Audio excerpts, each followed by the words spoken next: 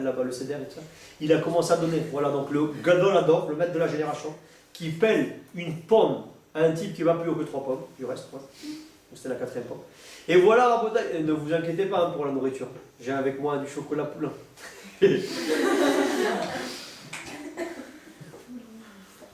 Il arrive en Bretagne, donc non, je vois que vous êtes mis dans un détail, tout ça, vous êtes pieds, vous avez encore plus faim que moi maintenant. Il dit donc il arrive en Bretagne, le Gadol Ador donc qui est en train de regarder, d'observer un petit là qui est en train de manger une pomme, et le type il mange une pomme devant le Gadol Ador, il lui dit c'est bon, ça y est, tu as bien mangé, tu es rassasié, je te fais une autre, non, non, ça y est, ça me fait mal au ventre, j'ai envie de trop manger. Ben, c'est vrai parce qu'il n'avait pas mangé depuis longtemps, il était tellement angoissé qu'il ne pouvait pas manger. Il dit allez maintenant je t'écoute. Alors il commence à lui raconter l'histoire du Talmud Torah avec le Rav, avec ses parents, et pas avec les copains, avec pas les... Et il y a des types là-bas, les chamachim, ils disent ah, genoux de notre jardin là-bas, Zabot que tu es. Non seulement t'es rentré, en plus t'es en train de perdre le temps au gars dans l'autre, fais vite, t'es 4, raccourci là-bas le Rav il dit les gars, je peux le gérer ça, ne soyez pas métal. Et il commence à rentrer dans les détails, il lui raconte, il est marié, il lui raconte un beau temps, jusqu'à ce que les gars ils ont perdu patience, ils disent il y a le shiur klali qui va commencer encore dans quelques minutes. Il a dit, dites aux gens qu'il n'y a pas de shiur klali aujourd'hui. Tant qu'on n'a pas solutionné l'histoire de ce petit sadique là, il n'y a pas de shiur klali. Parce que le shiur klali, c'est Kabbalat Pnei Shekhinah, c'est le fait de recevoir la splendeur de la majesté divine.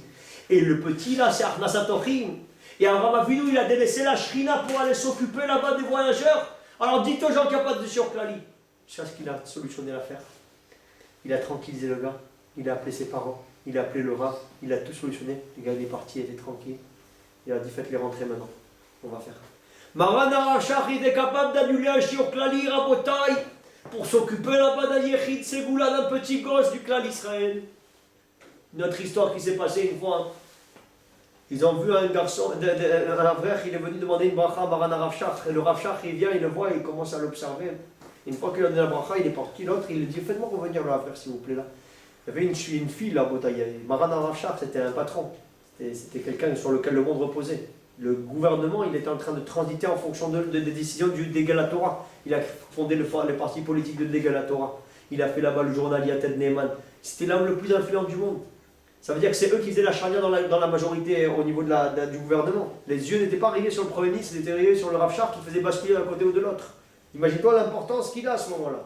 Il a le monde sur la tête. Tous les gens de tout le Olam Torah, des yeshivot et des séminaires, tout le monde va avec le Rav qui est là-bas, la lumière de tout le clan d'Israël. Et voilà donc il y avait un type qui était en train de passer au fur et à mesure et ça. Et il dit dis-moi, toi, reviens. Il lui dit voilà, vous avez changé d'avis ou quoi? Il dit non, non, pas du tout. Il dit mais je vois que tu boites. Ça va pas bien ton pied, non? Il dit ouais, Rav, c'est rien du tout. Il dit dis-moi, qu'est-ce que tu as au pied? Enlève ta chaussure. Il dit Rav, c'est rien du tout, c'est un ongle incarné. Ongle incarné. Le Rav Shach Rabotai, il s'est levé, il a couru dans la cuisine. Il a rempli un seau d'eau savonneuse. Il a pris le pied du Havrer. Il l'a mis à l'intérieur de l'eau. Il a demandé à sa femme, qui était infirmière, comment il fallait faire pour le soigner. Il lui a fait lui-même le pansement Rabotai. Ils ne l'ont laissé repartir qu'après qu'il lui a assuré les soins nécessaires pour qu'il reçoive la réfoua shlema. Je vous demande une question. Zrob d'Obama Rabotai, il aurait vu un type rentrer comme ça. Vous pensez qu'il aurait vu que le type il est en train de boiter? S'il avait vu qu'il boitait, soit il lui fait là-bas un croche-patte, soit il lui fait une planchette japonaise, soit il lui fait une balayette, soit il fait... Mais il rentre pas chez lui, le gars il boite. Attends, je vais faire rentrer un boiteux chez lui. Rabotai, comment c'est possible que Maran Arav Shach, il a des centaines de personnes qui sont en train de le voir les uns après les autres, il a le monde sur sa tête, et qu'est-ce qu'il fait quelques secondes plus tard? Il voit que le type il boite, il le fait revenir. Comment il peut faire attention qu'un gars il boite alors qu'il a le monde entier sur sa tête? Parce que pour Maran Arav Shach, Rabotai, chacun de clan Israël, c'était ses enfants, c'était des fils uniques. La reine, quand il voyait un enfant qui était en détresse, tout le monde s'arrêtait. Tout la Shrata Shrina, tout la Kabbalat Pnei Shrina, elles étaient nulles dans la venue à côté de Achnasat Ochim qui sentait que chacun c'était des enfants du clan Israël. Ce même Maran Arav Shach qui ne pouvait pas manger à 8h du matin. Ils ont demandé une fois, Rébé, pourquoi tu ne manges pas à 8h, les gars de la famille? Et on t'a dit de prendre un médicament, tu vas le prendre avant parce qu'il faut avoir le ventre plein, mais prends-le le plus vite possible après la tefila. Pourquoi t'attends tellement? Il a éclaté en sanglots, il leur a dit comment je peux manger à 8h du matin quand c'est l'heure où les cloches elles retentissent dans les écoles d'Eretz Israël. Il y a 1 million d'enfants qui disent pas Shema Israël, qui disent pas Elokai Neshama et qui disent pas Moudan. On est en train de brûler les Neshamot de mes enfants à Auschwitz, à Treblinka, à Maïdanek spirituel, Rouhani.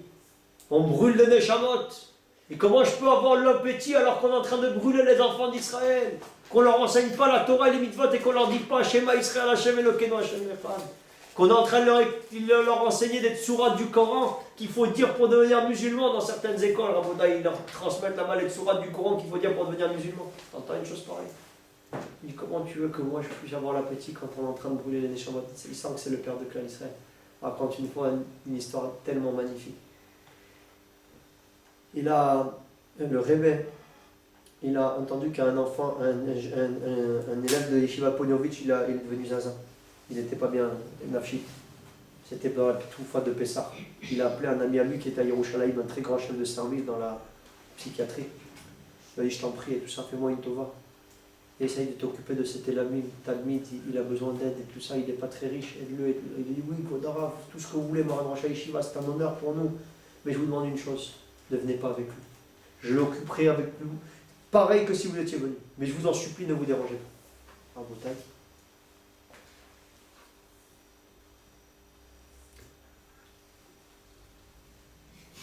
Ça fera le cours. Il a traité pendant 2h30, il est resté avec lui, il a parlé avec le jeune, il a essayé de lui donner des médicaments, il a essayé de lui parler et tout ça. Une fois qu'il a terminé de lui faire là-bas le traitement, il sort dans la salle d'attente pour le raccompagner. Quelle ne fut pas sa surprise et sa stupéfaction? Bon, il n'était pas tellement surpris parce qu'il s'y attendait, mais en tout cas, il était quand même assez... de voir Maran Arafchar qui est en train de faire les 400 pas là-bas dans la salle d'attente. Il est en train de faire des Teilim. Minamakim Kiratir Hashem.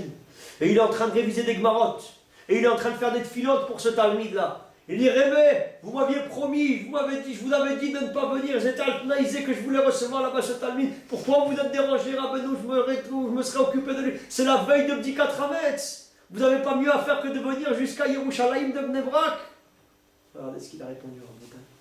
Mon fils, il vient chez le docteur et moi je ne vais pas être dans la salle d'attente pour prier pour lui et pour faire là-bas des tfilotes pour qu'il se sente à faire. Est-ce que j'aurais envoyé mon fils chez le docteur sans l'accompagner?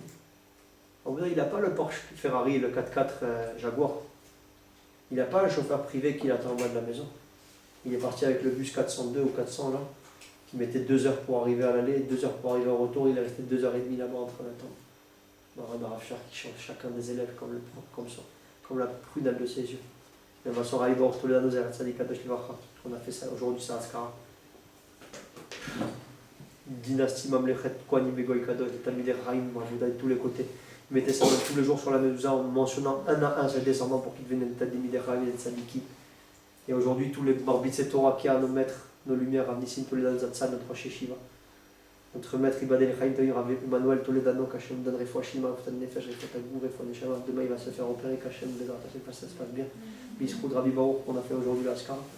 Tous les tzadikim, Rabbi Yaakov Toledano, le fondateur du Rinci, Verod, Rabotai, Rabbi Betzalel Toledano, le Rosh Yeshiva de Zohar Torah, Rabbi Yoshua Toledano, un des Magidei Shiurim à la Yeshiva de Rabbi Yaakov Hillel, des patrons Rabotai.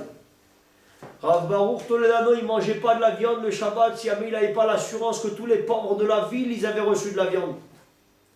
Il prenait 2 tiers de son salaire, il le donnait à la Tzedaka, il gardait 1 tiers pour lui.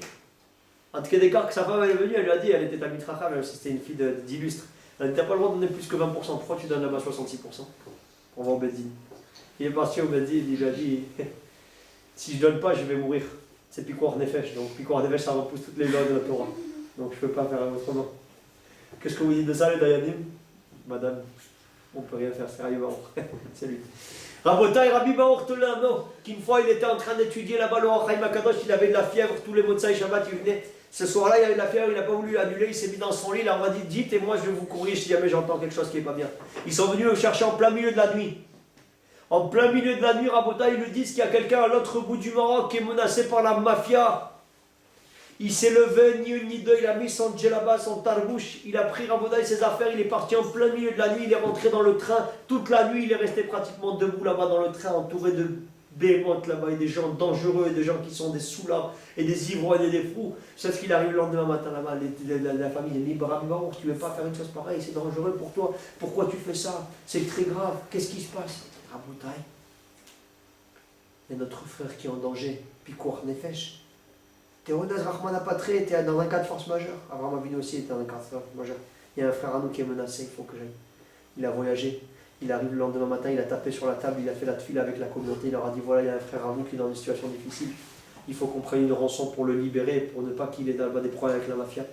Il a ramassé là-bas toute la somme qu'il lui devait.